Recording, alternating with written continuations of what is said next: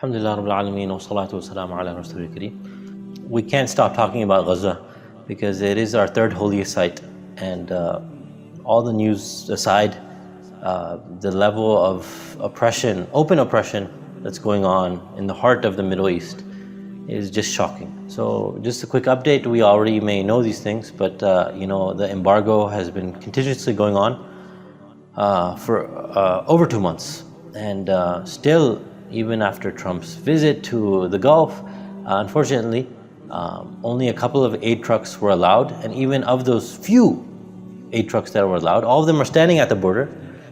Some of them were filled with shrouds, for kaffans and for other things, meaning they were making a joke and a mockery out of it, unfortunately. So these animals and dog oppressors that they are, continue to do so. But we shouldn't lose hope. Alhamdulillah, due to a lot of the efforts going on throughout the globe, many European countries are considering cutting aid, including UK, which wasn't even thought of before. France and other countries have also stated some of these things. So there is progress towards a change of heart in this regard, alhamdulillah. But people of Gaza are struggling. No water, clean facilities, hospitals all bombed, now ground invasion going on. Unfortunately, we just started this week. And so much heartbreak with, people shrunk and shriveled up because they don't have food. No flowers coming in, no other things. So this is a humanitarian crisis, war crimes like we've never seen before. Since some of the Nazi times or the genocides there with the gas chambers. So this is a genocide and an evil thing that we're all globally witnessing. There's a beautiful hadith which I wanted to remind myself and all of us, and it's in Sahih Muslim, an authentic collection, right? Number 2569.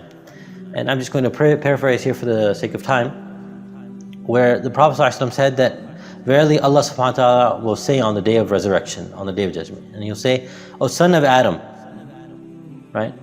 And now in the hadith, Rasulullah mentioned that Allah will say three things. He'll say to the son of Adam, to O human being basically, "I was sick, but you did not visit me. I was hungry, but you didn't feed me. I was thirsty, but you didn't give me drink." And so in all three occasions,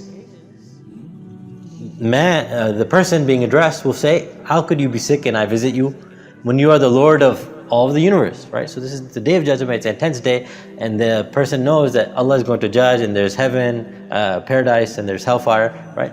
And then he's asking this, and he's like, "How can I feed you when you're the Lord of the worlds?" Right?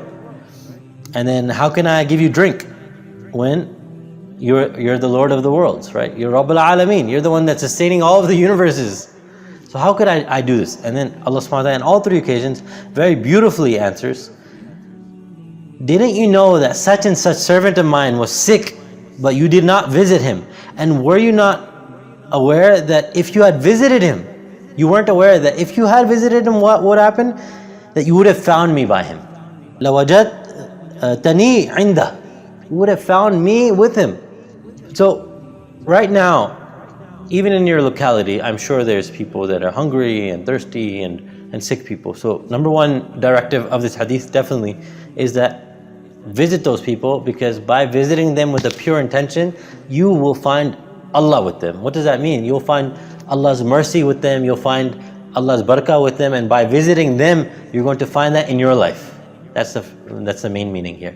But the extreme of this, if there's a whole population that is now facing this, it's Gaza. It is Gaza. 2 months blockade. The whole Arab world can pledge,